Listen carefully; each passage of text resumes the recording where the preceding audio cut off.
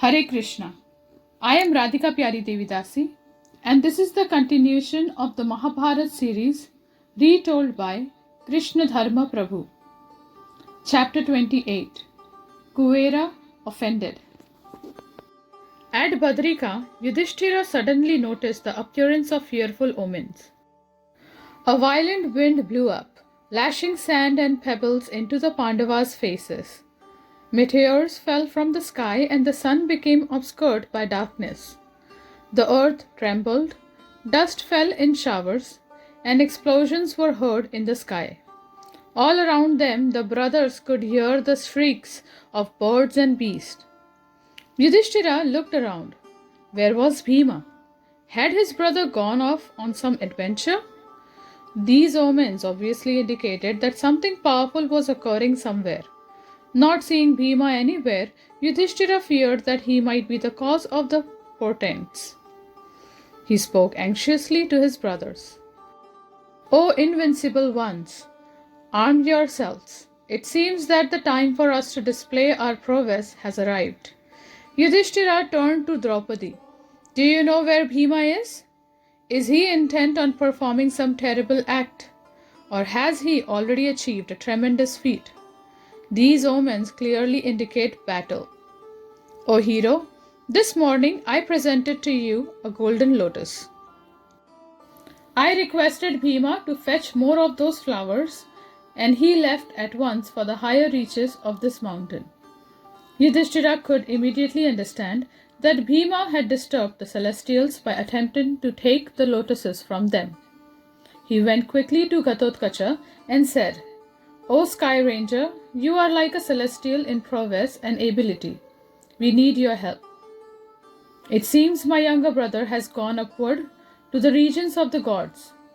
By his own power, Vayu's son can leap into the sky and come down at will. He moves with the speed of the wind and has left to find the celestial lotuses. Please carry us to the place where they grow so that I may see what Bhima has done. Replying, So be it. Ghatotkacha and his followers carried the Pandavas, Draupadi and the Brahmins to Saugandhika. Ghatotkacha had already been there a number of times, and he knew the way well. As they descended to the ground near the lake, they saw Bhima standing on the shore holding his mace. At a distance, they saw the large-eyed Krodhavasas watching him. A number of them lay on the ground and in the water with their heads and limbs smashed. Yudhishthira was shocked. He went over to Bhima, embraced him and said, O son of Kunti, what have you done? Be blessed, but if you wish to do good to me, then you should never again be so rash as to offend the celestials. Seeing Yudhishthira there, the Yaksha guards folded their palms and bowed their heads in humility. The Pandava apologized for his brother's acts and consoled them with gentle words. Looking around at the beauty of the region, Yudhishthira desired to remain there for some time with his brothers. He asked the guards to request Kuvera's permission for them to stay. Hearing that Pandu's sons had come there, Kuvera was pleased and he gave his assent. Thus, Yudhishthira and his party remained for some time on the high slopes of Gandhamadana, enjoying the heavenly atmosphere. After a few days, Yudhishthira desired to see Kuvera. Sitting by the lakeside one morning, he told Bhima, O brother, we have seen all the holy places with Lomasa and the other Brahmins. Let us now see the most holy of places, Kuvera's abode, always frequented by Siddhas and Rishis. Can you think of some way by which we can enter the heavenly region? But as Yudhishthira finished speaking, a celestial voice resounded in the sky. O king, you will not be able to go to the inaccessible abode of Vaishravana by this way. Go back to Badrika Ashram. From that place you will go to the hermitage of Rishparva, and then to the hermitage of Arshtisena. From there you will see Kuvera's abode. As the divine voice spoke, a cool, fragrant breeze blew down a shower of flowers. Dhaumya said, This order of the gods cannot be ignored. We should leave immediately. During the last few weeks before Arjuna's return, the Pandavas spent their time in the company of rishis, but Bhima often roved about the mountains with Ghatotkacha. One day, while the two heroes were absent, a powerful Rakshasa appeared at Badrika Ashrama. He had actually been there all along, having assumed the form of a Brahmin and living unrecognized by the brothers. He wanted to steal Draupadi. Seeing his chance, he manifested his monstrous form, grabbed Yudhishthira and the twins in one arm and Draupadi in the other. He also seized the Pandavas' weapons. Then he rushed into the forest. Sahadeva managed to extricate himself and snatch his sword known as Kaushika. Then he chased the demon while calling loudly for Bhima. Yudhishthira reprimanded the Rakshasa. "O fool, virtue decreases in you and yet you care nothing? What good result do you hope to attain by your vile behavior? In this material world, the celestials, pitras, siddhas, animals, and even worms and ants depend upon men for life. Even your race depends upon men." Yudhishthira instructed the Rakshasa upon the interdependence of all beings. By sacrifice and religious performances, mankind satisfied the gods and the Supreme Lord, who in turn supplied them and all creatures their necessities. If men suffered and were unable to practice religion, then everyone was affected. Yudhishthira warned, "O wretch, as you have shown ingratitude for our having maintained you for so long, and as you are now trying to steal our wife, you will surely meet with destruction." The Rakshasa felt Yudhishthira becoming unbearably heavy. He was forced to slow his pace. Sahadeva was then able to catch up to him. Yudhishthira called out, "Do not be afraid of this Rakshasa, brother. I have checked his speed and I sense that Bhima is not far away." Sahadeva stood before the Rakshasa and said, "Stay and fight. Only after killing me can you carry this lady away into the forest. Otherwise, you will die. I am Pandu's son, Sahadeva, and I am here to punish you." As Sahadeva brandished his sword, Bhima arrived wielding his mace. Seeing his brothers and Draupadi in the Rakshasa's grip, he blazed with fury and roared, "O sinful wretch! I found you out long ago when I saw you scrutinizing our weapons. But as I apprehended no fear from you, and as you were disguised as a Brahmin, I took no action against you. He who kills such a person living as a guest, even if he knows him to be an enemy, goes to hell. Nor could you be killed before your time had arrived. Today you have touched the sinless Draupadi and thus destroyed your life duration. You have swallowed the hook fastened to the line of fate, and like the fish will meet your destruction. Go now to where Hidimba and Bakka have already gone." The Rakshasa became alarmed and let Draupadi and her husbands go. His lips trembled in anger as he rebuked Bhima. "It is you who are sinful. I know of your having slain those Rakshasas. Today I will offer them oblations of your blood. Come and fight. I am waiting." Without saying more, Bhima rushed to the demon. Seeing him unarmed, he put down his mace and took hold of the Rakshasa with his bare hands. The demon met him like the Asura Vrita met Indra. As they fought in fury, the earth vibrated with their heavy steps. The twins came forward to help, but Bhima checked them. "I am more than a match for this demon. By my religious merit, my sacrifices, and by my brothers, I swear that I shall kill this one today." The battle between man and Rakshasa raged. They tossed each other about and aimed terrific blows at one another. Their colliding fists sounded like thunderclaps. As they rolled about, locked in combat, they broke down gigantic trees. They then lifted those trees and fought with them. The air was filled with fragments of wood as the trees were smashed to pieces. When the entire area was denuded of trees, they fought with rocks and boulders. Without a moment's pause, the two fought intensely, each seeking the other's death. They appeared like a mountain and a mass of clouds coming together. As they hurled boulders at one another, it seemed as if meteors were falling from the heavens. Even though repeatedly struck on the head and body by the rocks, neither fighter flinched. They wrestled like a pair of infuriated elephants, gnashed their teeth, and roared. The dreadful fight lasted for almost 30 minutes. Finally, Bhima raised his fist, which resembled a five-hooded serpent, and dealt the Rakshasa a terrible blow on the neck. He fainted, and Bhima caught hold of him as he fell. He raised the Rakshasa up with his two mighty arms and dashed him to the ground. Bhima pounded his fallen foe into a lifeless lump of flesh. With his bare hands he tore off the demon's head and threw it aside. That blood-smeared head, with wide-open eyes and bitten lips, rolled away like a huge jackfruit. Spattered with the demon's blood, Bhima came to Yudhishthira and bowed before him with folded hands. Yudhishthira and his brothers praised Bhima, even as the Maruts praise Indra in heaven. The brothers then returned to the ashram. It was almost 5 years since Arjuna had departed. Lomasa told the Pandavas that they could expect him to return shortly. He thus instructed them to go to a higher part of the mountain to meet him. Taking up their few possessions and with Dhaumya, Lomasa and a handful of other Brahmins accompanying them, the Pandavas climbed to a high plateau on Gandhamadana. As the celestial voice had predicted, they came to the ashrams of the royal sage Vrishparva and the great rishi Ashti Sena. Remaining with them for some time, the Pandavas received spiritual instructions from them.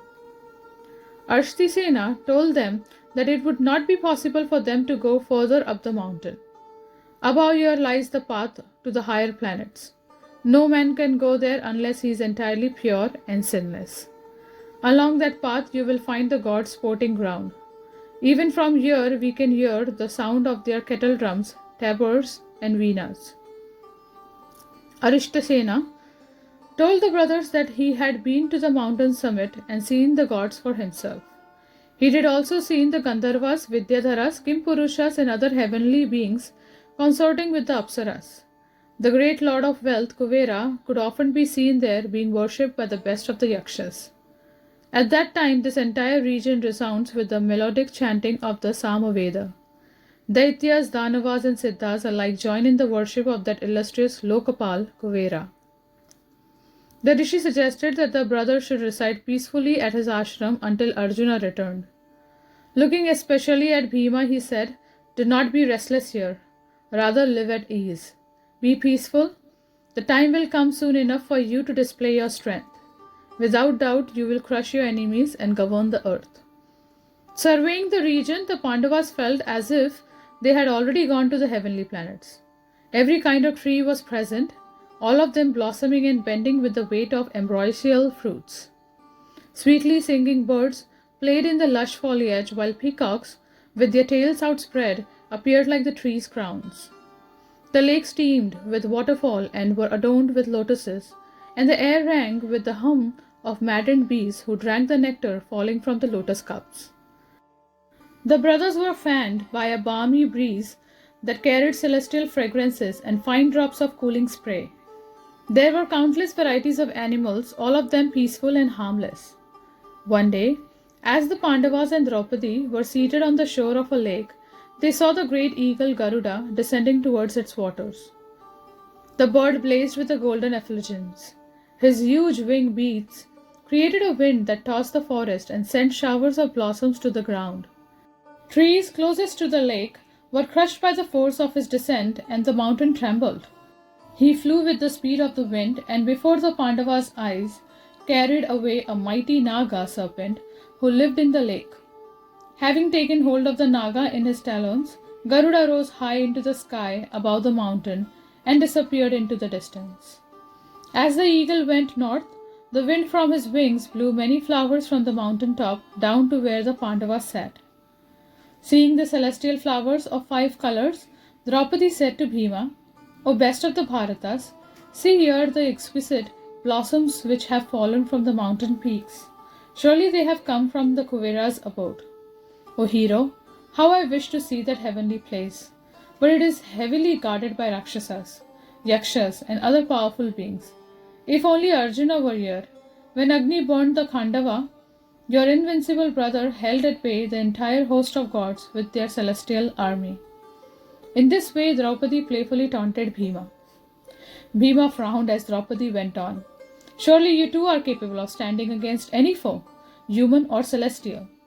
O Bhimasena, send all the Rakshasas fleeing to the 10 directions by the mere force of your arms. Let all of us approach this mountain peak without fear. I have cherished this thought in my mind for some time. Protected by your prowess, I long to see this mountain top. Bhima looked like a wonderful bull. He could not stand Draupadi's words. Without delay he rose up, took his weapons, and made his way up the mountainside. Moving with the gait of a lion, that mighty man as tall as a young sal tree, having a complexion of burnished gold, with broad shoulders and a neck like a conch shell, rushed with full force towards the sheer rock face which led to the mountain summit. Quickly, Bhima found a narrow passage by which he could scale the mountain, which was inaccessible to ordinary men. Grasping hold of creepers and crevices in the rocks, he climbed swiftly. As he reached the summit, he came to a vast plateau, where he beheld Kuvera's abode. It was adorned with glowing golden and crystal buildings of celestial design. The heavenly mansions were surrounded by high golden walls encrusted with gems of every color. Bhima leaned on the end of his bow and gazed in wonder at the city. Ramparts and towers stood all around it, and it was graced by huge gates and rows of tall flagstaffs, their colorful pennants fluttering in the wind. In the garden outside the city lay heaps of gems, and all along its walls garlands were hung. The trees were beyond human imagination, and around them Bhima saw many beautiful apsaras dancing to the strains of heavenly music. The sight of Kuvera's opulence sorrowed Bhima as he remembered the wealth Yudhishthira had once possessed. Then he again became angry as he remembered Duryodhana's crimes. He took out his conch shell and blew it with the full force of his lungs. The sound echoed around the mountain summit and struck terror into the hearts of all the creatures. From the ramparts, the startled Yaksha and Rakshasa guards saw Bhima standing with his bow, sword, and mace. They swarmed out in the thousands and rushed him, shouting in anger. Their upraised clubs, maces, swords, javelins, spears, and axes seemed to blaze up as they advanced. Bhima shot numerous arrows at them, cutting off their weapons and striking down the Rakshasas who were on the ground and in the sky. The Yakshas hemmed Bhima in on all sides. He now appeared like the sun enveloped by clouds. Without fear he took out his sword and severed the arms, legs, and heads of his assailants. As he fought with the roaring Yakshas, he was drenched in showers of blood. Although they attacked him from every side, the celestial fighters did not see Bhima flinch or become discouraged. Mangled by his weapons, they fell back in fear, uttering frightful cries of distress. They dropped their weapons and fled in all directions. The commander of the Yaksha army, Maniman, addressed his fleeing troops angrily. How will you tell Vishravana that a single man has routed vast numbers of Yakshas? The powerful Maniman, armed with darts, clubs, javelins, and maces, stood as firm as a mountain. His voice boomed out like a drum. O human, stay and fight. Having come to the Lord of Wealth's abode, you shall now be able to also see Yamraja's abode. With a terrible yell, Maniman rushed Bhima, who instantly released 3 arrows, each of which pierced Maniman in the side. Maniman then hurled his mace at Bhima, and it flew towards him like a flash of lightning. Bhima fired arrows which struck the mace with force but were unable to stop it. Quickly Bhima raised his own mace and smashed the Yaksha's mace, as it fell towards him with the force of a thunderbolt. Seeing his mace broken, Maniman threw an iron club.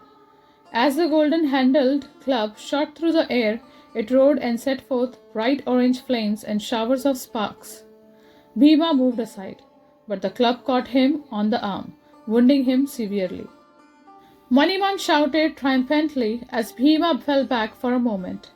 But Bhima soon recovered and again raised his mace, the Shaika. He rushed at Maniman with a tremendous cry. The Yaksha hurled a huge dart and it screamed through the air, glowing like the sun. Bhima whirled his mace and knocked the blazing dart away. Bhima then resolved to kill his adversary without further delay. He whirled the Shaika over his head and rushed towards the Yaksha. With a shout that reverberated around the mountain, Bhima hurled his mace at Maniman. It struck him full on the chest with a fearful crash and split his heart into two. The Yaksha fell to the ground like a palm tree flattened by a hurricane. Seeing their commander lying dead, the surviving Yakshas and Rakshasas fled. Bhima stood alone on that mountain plateau, looking around for further attack. The sound of that battle had reached Yudhishthira. Hearing the mountain caves resound with loud war cries and other sounds, the Pandava and his brothers became anxious. They learned from Draupadi that Bhima had again gone up the mountain. Yudhishthira took the twins and quickly went after him. They ascended the mountain and came to the plateau where Bhima was standing. The Pandavas stood looking like Indra after he had slain all the Danavas in battle. He was surrounded by the dead bodies of numerous Yakshas and Rakshasas. Many others lay on the ground, still moving their limbs smashed by Bhima. Yudhishthira and the twins ran over to their brother and embraced him. The four Pandavas then sat down on the mountain top. Looking around at the celestial region, Yudhishthira said reprovingly, "O son of Kunti, there is no excuse for your actions here. One should never offend the king or the gods. We are living in Kuvera's domain, and you have surely given him offense by your rashness. Such behavior is as unworthy of you as untruth is of the ascetics. If you have any regard for me, then do not commit such acts again." Bhima looked down in shame. It pained him to see his brother so upset. Yudhishthira pondered what to do. Kuvera was the powerful lord of the Yakshas and a universal guardian. If he had taken offense, then their position would be precarious indeed. They could not avoid the all-knowing God, and there was no question of facing him in battle.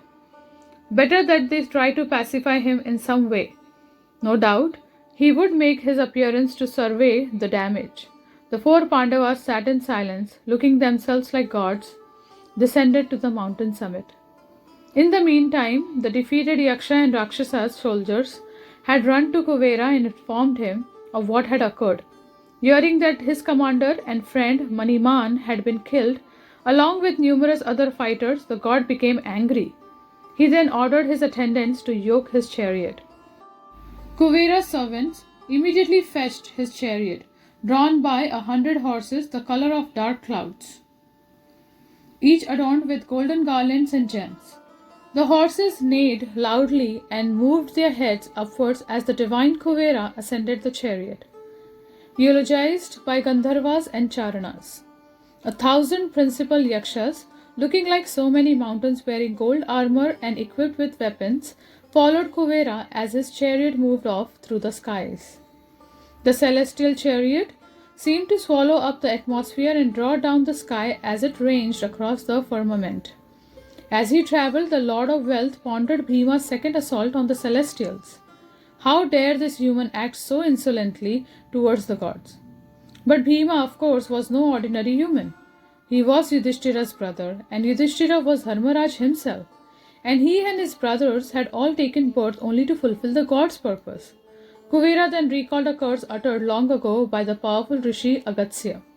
Of course, how else could the mighty Maniman have been killed? Bhima had become the instrument of Agastya's imprecation. Kuvera's frown changed to a smile as he approached the summit where the Pandavas were seated. The Pandavas saw the celestial chariot approach. Their hair stood on end, and they rose quickly with folded palms to greet Kuvera. The chariot stayed in the air near the Pandavas, who stood looking apprehensively upward. The Yakshas who accompanied Kuvera alighted on the mountain summit like so many great birds. Seeing the brothers looking across at him with reverence, Kuvera was pleased. The Yaksha warriors saw Kuvera's mood and stood with indifference, their weapons lowered. The four brothers approached Kuvera and bowed before him. Thousands of Rakshasas with huge bodily structures and ears like javelins then approached and surrounded Kuvera. Kuvera appeared like a fresh youth. He wore a chaplet and garlands of celestial flowers. In his hands he held a noose and a sword. A large bow hung over his shoulders. Bhima, still clutching his mace, gazed at him without fear. Kuvera smiled at him. Then he turned to Yudhishthira and said, "O Partha, we are well aware that you are always thinking of the welfare of all creatures. Therefore, Dwell on this mountain peak without fear. Nor should you be angry towards Bhimasena. His killing of the Yakshas and Rakshasas had been ordained by destiny. Indeed, realizing this, I have become pleased with Bhima rather than angry. Kuvera looked at Bhima and said with a smile, O child, O best of the Kurus, I am not angry with you. Put down your weapons. For Draupadi's pleasure, you have acted rashly and disregarded the gods, relying only on the strength of your arms. Nevertheless, I am pleased with you. Today you have delivered me from Agatsya's terrible curse. That you should insult me in this way was foreordained. Therefore, I attach no blame to you. Yudhishthira's curiosity was aroused and he asked Kuvera to explain the curse. I am surprised that having angered the glorious Agatsya, you were not immediately burned to ashes. Kuvera told Yudhishthira how he had once been travelling through the skies towards Kushavati, where an assembly of the gods was to take place. Hundreds of thousands of yakshas accompanied him, headed by Maniman. As they crossed the Yamuna river, they saw the effulgent Agatsya sitting on its banks, practicing asceticism. Out of sheer arrogance and foolishness, Maniman spat on his head.